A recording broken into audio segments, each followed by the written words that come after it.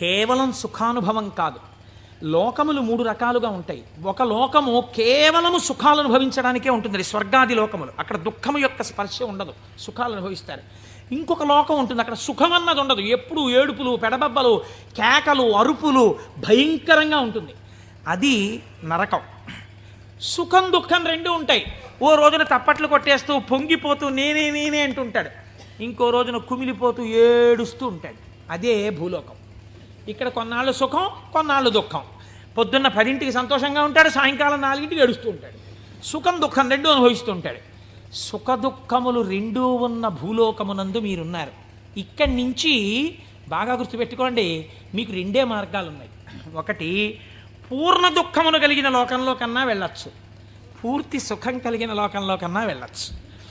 సుఖ దుఃఖాలు కలిగిన లోకంలోకి ఇంకా మీకు టికెట్ లేదు. అంటే మళ్ళీ ఎందుకండి ఇందులోకి? కాబట్టి ఒంటి మీద కొరడాలతో కొట్టేస్తూ, మరిగిపోయిన నూనెలో ముంచేస్తూ, ఏదో చీము నెత్తురు నదుల్లో ముంచేస్తూ అది కావాలా? హాయిగా సంతోషంగా పెద్దలతో కూర్చుని ఏదో ఆనందంగా ఉండడం, అమృతం తాగడం, ఇలాంటివి కావాలా? అంటే లౌకికంగా కోరుకుంటే పోనీ స్వర్గం కోరుకోండి. నరకానికి ఎడదాం అనుకోకూడదంటే మీకు ఒక లక్షణం ఉండాలి. వెంటనే మీకోటి కావాలి. ఏమిటి కావాలి? పాపము చేయకుండా ఉండుట. పాపం చేస్తే కదా నరకం.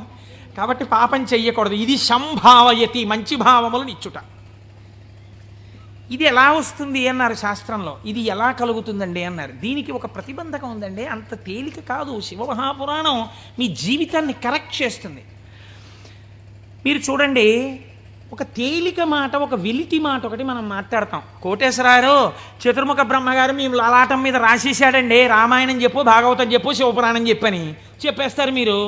మా లలాటం మీద రాసేసాడు, చీకటి పడేటప్పటికీ మాకు ఎటో లాగేస్తుంది మనస్సు వెళ్ళిపోమ్మని, అందుకని మేము రామ్ పురాణానికి అంటాడు ఒకడు. అది తప్పు. అలా ఉండమని చెప్పలేదు శాస్త్రం. తిలకధారణము అన్న మాట ఎందుకు ఇచ్చారో తెలుసా అండి? మీ యొక్క ఆలోచన సరళిని మార్చుకొని గత జన్మలుగా తరువుకొస్తున్న వాసనలని జయించడానికి, మీకు పార్వతీ పరమేశ్వరుల అనుగ్రహం కలగడానికే మీరు విభూతి తీసుకుని లలాటమునందు పెట్టుకుని, బొట్టు తీసుకుని ఆజ్ఞాచక్రం మీద పెట్టుకుంటారు. ఇప్పుడు పార్వతీ పరమేశ్వరులు మీ లలాటమునందు వసించి ఉన్నారు. దీనివల్ల ఏం జరుగుతుంది అంటే, లలాట లిఖితారేఖ పరిమాస్త్రం నశక్యతే. ఇది కదా సామాన్య సిద్ధాంతం. బ్రహ్మగారు రాసిన రాత మారదు. కానీ మీరు తిలకధారణం చేసి విభూతి పెట్టుకోగానే మీ ఆలోచన సరళి యందు మార్పు వస్తుంది. ఎందుకు వస్తుందో తెలుసా అండి?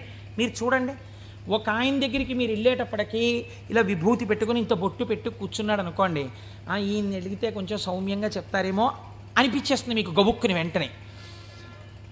ఏమీ లేకుండా కొరకొర చూస్తున్నాడు అనుకోండి, బాబా ఆయన దగ్గరికి ఎందుకు లేండి అనిపిస్తుంది. అసలు మీరు భస్మ బొట్టు కనపడేటప్పటికి సాత్విక ప్రవృత్తి ముఖంలో కనపడిపోతుంది. సరికదా, ఆజ్ఞాచక్రం మీద బొట్టు అమ్మవారి యొక్క అనుగ్రహం. అమ్మవారి అనుగ్రహం ఆజ్ఞాచక్రం మీద ప్రసరణం మొదలవగానే మీ బుద్ధి యందు ఆలోచన మారిపోతుంది. మారిపోయి మనం ఈ పని చెయ్యొద్దు, మనం ఎందుకు ఈ పాపం చేయడం, మనం ఇంక ఇవాళ నుంచి ఇది చెయ్యొద్దు, మనం పురాణానికి వెళ్ళిపోదాం, మనం శివాలయానికి వెడదాం, మనం వెంకటేశ్వరుడి గుడికి వెడదాం, ఎన్నాళ్ళు ఈ తప్పుడు పని చేస్తాం, మనం చెయ్యొద్దు అని మీ యందు ఒక పూనిక రావడం ప్రారంభం అవుతుంది. అందుకని ముందు శరీరమును అలంకృతం చేసి లోపల మనస్సుని సంస్కరించడం దగ్గరికి వెళ్ళారు. మీరు మనస్సుని జయించలేకపోతే. పెద్దలు ఏదో ఉత్తిని హాస్యాస్పదంగా పెట్టలేదండి ఇవేవిని. కనుక తిలకధారణ చేసి భస్మ పెట్టుకోమని చెప్పారు. ఇప్పుడు మీరు అలా చెయ్యడం ప్రారంభిస్తే ఏమవుతుంది? అలా చెయ్యడం ప్రారంభిస్తే మీకు దుఃఖమును స్వీకరించి దుఃఖము నుండి బయటపడతారు. ఇది చిత్రంగా ఉంటుంది. ఇప్పుడు మీకు ఎందుకు ఈ ఆలోచనలు, పాపభూయిష్టమైన ఆలోచనల వైపు ఎందుకు తిరుగుతోంది మనస్సు అంటే, దానికి రజోగుణ తమోగుణ ప్రవృత్తి ఉంది. 3 గుణాలు ఉన్నాయి లోకంలో, సత్వము రజస్సు తమస్సు. ఇది ఎప్పుడూ కూడా ఆయన అలాగే చెప్తాడు కానీ హాయిగా పనిచేసేట్టు ఎంత సుఖంగా ఉంటుంది, ఒంట్లో ఓపిక ఉన్నప్పుడు చేయాలి, ఆయనకి ఏముంది అలాగే చెప్తాడు. అలా చేస్తూ కూర్చుంటానేంటి, సుఖంగా అనుభవించు అంటుంది. ఎందుకు ఆ పురాణం, దిక్కుమాలిన పురాణం, హాయిగా టీవీ చూడు, మంచి ఎపిసోడ్ వస్తుంది ఇవాళ అంటుంది. ఈ బోధని జయించగలగడానికి ఈ త్రిగుణములు బాధాకరములు. మీరు ఉన్నతిని పొందకుండా బాధిస్తున్నాయి. ఉన్నతిని పొందకుండా బాధించేటటువంటి త్రిగుణముల యొక్క బాధ నుంచి మీరు బయటపడడానికే మీరు సంసారం అనే కొత్త బాధనించుకున్నారు. సంసారం బాధ అండి. సంసారం సాగరం దుఃఖం. సంసారం అంత తేలికని శాస్త్రం చెప్పలేదు. అందులో తరించడానికి చాలా కష్టం, దాని మార్గం తెలియాలి. మరి బాధపోవడానికి బాధలోకి ఎందుకండి? మళ్ళీ బాధపోవడానికి సుఖంలోకి వెళ్ళాలి. బాధపోవడానికి బాధలోకి వెళ్ళమంటున్నారేంటి మీరు? అంటే నేను మళ్ళీ ఒక ఉపమానం చెప్తాను మీకు కడుపు నొప్పిగా ఉంది, అజీర్తి చేసింది. అజీర్తి చేసి కడుపు నొప్పిగా ఉండడం బాధ. ఈ బాధ పోవడానికి మీరు ఇంకో బాధ స్వీకరించారు. ఏమిటది? ఆమదం తాగడం.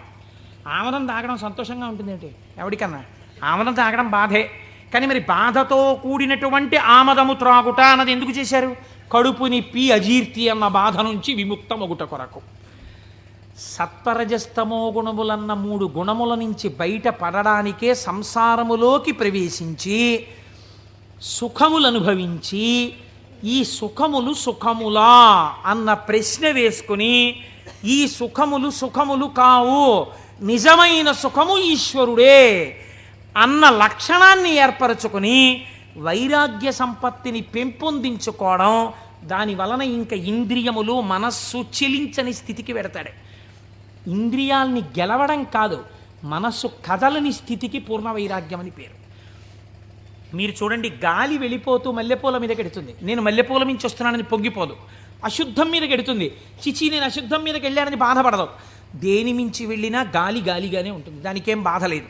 అలాగే పూర్ణ వైరాగ్యం పొందినవాడు ఇదంతా ఈశ్వర లీల అంటాడు. కానీ ఈ మాట అనడం చాలా కష్టం. అంత వైరాగ్యం రావడం కూడా ఈశ్వరానుగ్రహం. ఈ వైరాగ్య సంపత్తి చేత శాశ్వత సుఖస్థానమైన ఈశ్వరుడు ఎందుకు కలిసిపోతాడు. అప్పుడు వాడికి ఇంకా ఊర్ధ్వలోకం లేదు, అధోలోకం లేదు, పైన స్వర్గం లేదు, కింద నరకం లేదు. ఇక మళ్ళీ పుట్టవలసిన అవసరం లేని మోక్ష స్థితిని పొందుతాడు. ఇలా పొందడానికి శంభు అనుసంధానం చేసుకుంటూ ఉండాలి. శివుడి పాదాలు మీరు గట్టిగా పట్టుకున్నారనుకోండి, శివాష్టోత్తరం చదువుకుంటున్నారనుకోండి, భస్మధారణ చేశారనుకోండి, బొట్టు పెట్టుకున్నారనుకోండి, ఏమీ చేతకాకపోయినా కూర్చున్న నామాలు చెప్పడం మొదలుపెట్టారనుకోండి, మీకు తెలియకుండా మీలో ఒక రకమైనటువంటి మార్పు ప్రారంభమైపోతుంది. ప్రారంభమై అది మంచి ఆలోచనల వైపుకు తీసుకుని వెళ్ళగలదు. ఇలా తీసుకుని వెళ్ళవలసిన అవసరము ఎందువలన కలిగింది అంటే, పూర్వకాలంలో పూర్వయుగమైనటువంటి ద్వాపర యుగం వరకు కూడా ఒక లక్షణం ఉండేది. రాక్షసులు ఉన్నారనుకోండి, వాళ్ళు తెలిసేవారు వీళ్ళు రాక్షసులండి అని తెలిసేది. కాబట్టి వాడిని దూరంగా పెట్టడమో, వాడిని పరమాత్మ సంహారం చేయడమో ఏదో ఉంటుంది. కలియుగంలో ఏమిటో తెలుసా అంటే, రాక్షసులు ఏ రూపంలో ఉంటారు? చిత్తవృత్తుల రూపంలో ఉంటారు. పైకి దొరకరు. మీకన్నా సాధుపురుషుళ్ళే కనిపిస్తాడు. మోసం చేసేవాడే చాలా నమ్మించేటట్టుగా సాధుపురుషుల్లో ఉండాలి. వాడు నమ్మితే నాకేమిటి, నమ్మకపోతే నాకేమిటి, నేనేమన్నా వాడి దగ్గర ప్రయోజనం పొందుదాం అనుకుంటున్నానా అన్నవాడు తన యథారీతిగా ఉంటాడు. అవతల వాడిని నమ్మించి మోసం చెయ్యాలనుకోండి, వాడే మాట కలిపి చక్కగా మాట్లాడి బాగా మాట్లాడి మీరు నమ్మేటట్టు చేసి అప్పుడు మీకు ఒక కప్పు కాఫీ ఇచ్చి ఆ కాఫీలో మత్తు కలిపేసి మీరు పడిపోతే మీ సూట్ కేసు ఎత్తుకుపోవాలి వాడు కదా. అందుకని ఇప్పుడు ఎక్కడున్నాడు రాక్షసుడు? వాడి చిత్తవృత్తి ఎందున్నాడు? మీరు చూడండి, నిజంగా ఈ చిత్తవృత్తుల రూపంలో రాక్షసులు ఉండి ఉంటే త్రేతాయుగంలో విశ్వామిత్రుడు యాగం చేయగలడా? చెయ్యలేడు. ఇక్కడే ఉన్నారు రాక్షసులు. రాముడు ఈ లోపల రాక్షసుల్ని చంపడానికి తానే అనుసంధానం చేసుకోవాలి. బయట రాక్షసులుగా ఉన్నారు. రాముడు వచ్చి బాణం వేసుకొట్టి చంపాడు. ఈ యుగంలో అలా కుదరదు. ఇక్కడున్నారు రాక్షసులు. వాళ్ళు ఎప్పుడైనా తలెత్తుతారు. ఎప్పుడైనా తలెత్తి మిమ్మల్ని పడగొట్టేస్తారు. ఎప్పుడైనా పడగొట్టేయగలరు. ఎప్పుడైనా పడగొట్టేసేటటువంటి రాక్షసులు ఇక్కడే చిత్తవృత్తుల రూపంలో ఉన్నారు. వీళ్ళని తొక్కి పట్టగలిగిన వాడెవడు? ఒక్కడే, శంభు. అందుకే ఏవం శ్రీ శంభుదేవస్య నామ్యామష్టోత్తరం శతం అంటాం.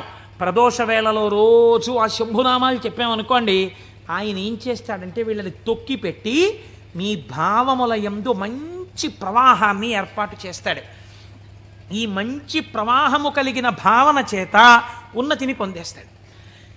ఇప్పుడు ఈ భావన పొందినటువంటి వాడు ఎలా ఉంటాడు? ఎలా పొందుతాడు ఈశ్వరుణ్ణి అని మీరేమి అనుమానపడిపోయి వాడు ఏమైనా పూజలు బాగా చేసేస్తాడండి, యజ్ఞయాగాదులు చేసేస్తుంటాడండి అలా అనుకోక్కర్లేదు. శంభునామాన్ని పెట్టుకుని శంభుని యొక్క అనుగ్రహం పొందిన వాడి స్థితి ఎలా ఉంటుందో తెలుసా అండి? నేను మీకు ఒక ఉదాహరణ చెప్తాను, మీరు బాగా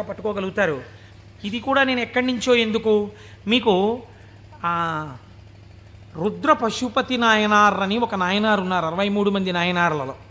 మనం సాధారణంగా ఏం చేస్తాం, రుద్రం చదవండి అన్నాం అనుకోండి, సన్యాసి కూడా రుద్రం చదవాలి. సన్యాసులు కూడా రుద్రం పారాయణ చెయ్యమని శాస్త్రం విధించింది. ఎందుకో తెలుసా అండి? అభిషేకం చేయకపోయినా రుద్రాన్ని పారాయణ చేస్తే వెంటనే పాపాలు పటాపంచలవుతాయి. ఆ పశుపతి నాయనారికి ఒక లక్షణం ఉండేది. ఆయన రోజు కూర్చుని రుద్రాధ్యాయం చదువుతూ ఉండేవాడు. చదువుతున్నప్పుడు ఆయనకి ఒక అనుమానం వచ్చింది. ఏమిటా అనుమానం? అందులో మేఘ్యాయచ విద్యుచ్ఛాయచ వృక్షాయచ హరిత్యాయచ లోప్యాయచ ప్రవాహ్యాయచ ఫేన్యాయచ సికత్యాయచ ఈ మాటలు ఉన్నాయి. ఇవన్నీ ఈశ్వరుడే అన్నారు. అంటే నీరు ఈశ్వరుడు, నీటి మీద నురుగు ఈశ్వరుడు, చెట్టు ఈశ్వరుడు, చెట్టు మీద పిట్ట ఈశ్వరుడు, చెట్టులో ఆకుపచ్చతనం ఈశ్వరుడు. మనం ఏం చేస్తాం? మేము అభిషేకం చేయించుకుంటున్నామండి అని వెళ్ళి కూర్చుంటాం. శివాలయంలో ఉన్న అర్చక స్వామి ఏదో మహన్యాసం అని చెప్పి రుద్రమచ్చ ఎత్తని పాప ఆయన మహన్యాసం చేయిస్తాడు. చేయించిన తర్వాత మీరేవో పాలు పెరుగు పంచదార పళ్ళరసాలు పట్టుకెడతారు. ఆయన రుద్రాధ్యాయం చదువుతూ పోసేస్తాడు. పోసి అభిషేకం చేస్తుంటాడు. మీరేం చేస్తారు? మీకు అది ఏమిటో తెలియదు కదా, అర్థం కాదు. అర్థం కాకపోవడం వల్ల తేలిగ్గా వచ్చేది ఏంటంటే నిద్ర. కాబట్టి చాలా అమరికగా మనకి దొరికేది ఏమిటంటే, బ్రహ్మదండం మహర్షులకు ఎలా ఉంటుందో అలా మోచేతిని తొడకి పెట్టి ఈ చేతిని ఇలా పెట్టి చక్క చెంప చేస్తే చాలు, అలా పడుకోవచ్చు, నిద్రపోతాడు. మళ్ళీ ఆయన ఎక్కడో గంట ఏదో కొడతాడు, కొడితే తెలివి వస్తుంది. తెలివి వచ్చాక మళ్ళీ పాపం తాపత్రయం ఉండదని నేను అన్నాం. మళ్ళీ ఓసారి లేచి ఏదో చేస్తున్నాడు, అల్లరవుతోంది మళ్ళీ అని చెప్పేసి కాసేపు మళ్ళీ ఇలా మళ్ళీ పడిపోతాడు. దీనివలన ఏమైనా ప్రయోజనం ఉందా? మీరు చేసిన అభిషేకమునందు నేను ఇలా అడిగానని మీరు ఏమనుకోకండి, నన్ను మన్నించండి. ఒక మెట్టు పైకెక్కడానికి కాలు ఇలా ఏమైనా లేచిందా మీకు ఉపాసనలో? అంటే నేను అభిషేకం చేయించుకోవద్దని, శివాలయానికి వెళ్ళొద్దని నేను చెప్పట్లా, చేయించుకోవాలి అరిష్టం పోవడానికి. కానీ మీ ఉపాసనలో మీరు ఓ మెట్టు ఎక్కారా? కాదు కదా. ఇది రుద్రం పారాయణ చేయడం అంటే ఇది. ఆయన అన్నాడు, ఆ నాయనారు, ఆయనకు ఒక చిత్రమైనటువంటి ఆలోచన వచ్చింది. ఆయన తిరుమలయారనబడేటటువంటి ప్రాంతంలో ఉండేవాడు. ఆయన ఈ రుద్రం చదివి చదివి చదివి చదివి అన్నాడు, ఆకాశం ఈశ్వరుడు, మేఘం ఈశ్వరుడు, నీరు ఈశ్వరుడు, నురుగు ఈశ్వరుడు, చెట్టు ఈశ్వరుడు, పిట్ట ఈశ్వరుడు. కాబట్టి నేను ఇంట్లో కూర్చుని ఇవన్నీ చెప్తుంటే ఉపయోగం ఏంటి? నేను ఈశ్వరుడిలో చేరిపోయి ఈశ్వరానుభూతిని పొందుతానన్నాడు. ఓ రోజు తెల్లవారకట్ట ఎవ్వరికీ చెప్పకుండా లేచి 4 గంటలకో వెళ్ళిపోయాడు బయటికి, ఊరి బయటికి వెళ్ళిపోయాడు. ఆ కొండ మించి ఒక సెలయేరు జాలువారుతోంది. గబగబా వెళ్ళాడు. ఆ సెలయేట్లో నడుంలోతు నీళ్లలో నించున్నాడు. నించుని చెట్టు వంక చూశాడు. నిశ్శబ్దంగా ఉంది వాతావరణం. ఆ కొండ కనపడింది, చెట్లు కనపడ్డాయి, చెట్ల యొక్క ఆకుపచ్చని కొమ్మలు కనపడ్డాయి. అంత నిశ్శబ్దంలో గలగల పారుతున్నటువంటి సెలయేటి శబ్దం వినపడుతోంది. ఆ నీటి మీద వెళ్ళిపోతున్న నురుగు కనపడింది. ఆయన వెంటనే ఆ ఒంటికి తగిలిన చల్లతనంలో ఈశ్వరుడు కౌగిలించుకున్న అనుభూతిని పొందాడు. ఇవి ఈశ్వరుడు కదా, నేనిప్పుడు ఈశ్వరుడిలో ఉన్నాను నీటిలో. కాబట్టి నేను నా కళ్ళతో చూస్తున్న మేఘం ఈశ్వరుడు, నేను మొలలోతులో ఉన్నది ఈశ్వరుడు, ఇలా వెడుతున్నది ఈశ్వరుడు, నేను చూస్తున్న ఆ కదులుతున్న ఈశ్వరుడు. నాకు ఇంట్లో చదువుతున్నప్పుడు అలా బిగిసిపోయినట్టుగా ఉన్న ఈశ్వరుడు కనపడేవాడు. ఇప్పుడు ఇన్ని చేతులతో కాళ్లతో కదులుతూ నన్ను కౌగిలించుకున్నాడు ఈశ్వరుడు అని గట్టిగా గొంతెత్తి నమ పేన్యాయచ సికత్యాయచ ప్రవాహ్యాయచ నమ వృక్షాయచ హరిత్యాయచ లోప్యాయచ అని పారాయణ చేశాడు. ఆ పారాయణ చేస్తూ ఆనందం అనుభవించేసి బయటికి రాలేక బయటికి వచ్చేవాడు. బయటికి వచ్చి ఒళ్ళు తుడిచేసుకొని పొడి బట్ట కట్టుకుని ఇంటికి వెళ్ళిపోయేవాడు. మళ్ళీ మధ్యాహ్నం అయ్యేది. ఆ చెరువు దగ్గరికి వెళ్ళి సంధ్యావందనం చేసుకుంటాననేవాడు. మళ్ళీ వెళ్ళిపోయి మళ్ళీ అందులో నించునేవాడు. మళ్ళీ శివుడు అబ్బా కదులుతున్నాడు. అవుగో అవే ఆయన చేతులు, నా స్వామి ఇలా ఇలా అంటున్నాడు, చేతులు ఊపుతున్నాడు, రా రా రా అని పిలుస్తున్నాడు, అవే కొమ్మల రూపంలో ఊగుతున్నాయి.